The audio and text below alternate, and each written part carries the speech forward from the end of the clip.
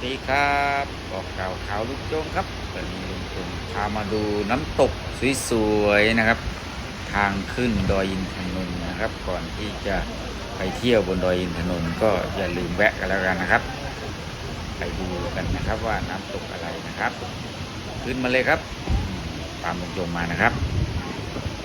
ทางขึ้นก็เป็นบันไดนะครับไม่สูงเท่าไหร่นะครับคนมีอายุก็ขึ้นได้นะครับประมาณสัก20-30ขั้นนี่เองนะเป็นน้ำตกที่อยู่ใกล้มากที่ลุงจงเคยเห็นมาที่อื่นเดินจนลิ้นห้อยนะครับ กว่าจะถึงแต่สำหรับน้ำตกอันนี้ที่นี่ใกล้นิดเดียวนะครับสวยงามมากครับแล้วก็มีบันไดเดินลงไปเล่นน้ำได้ด้วยนะครับข้างในดูด้านล่างแต่ลุงจงไม่ไปครับหนาวเหลือเกินครับวันนี้หนาวมากก็จะขึ้นไปดอยอินทนนท์นะครับก่อนจะขึ้นก็แวะมาดูซะก่อนก็อย่าลืมนะครับใครผ่านมาก็อย่าลืมแวะนะครับถ้าไม่แวะนี่โอ้โหพลาดเลยนะครับ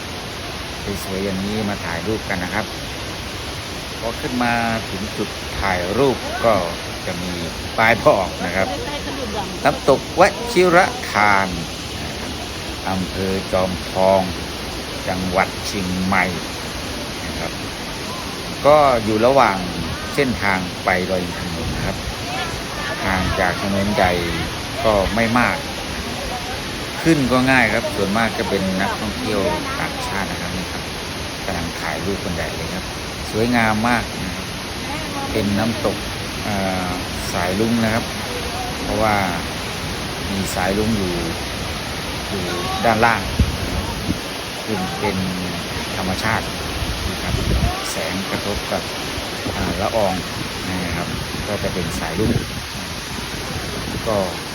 ใครที่ผ่านมาก็อย่าลืมแวะก็แล้วกันครับสำหรับคลิปนี้ก็เอาไว้แค่นี้นะครับขอให้ท่านผู้ชมโชคดีสวัสดีครับ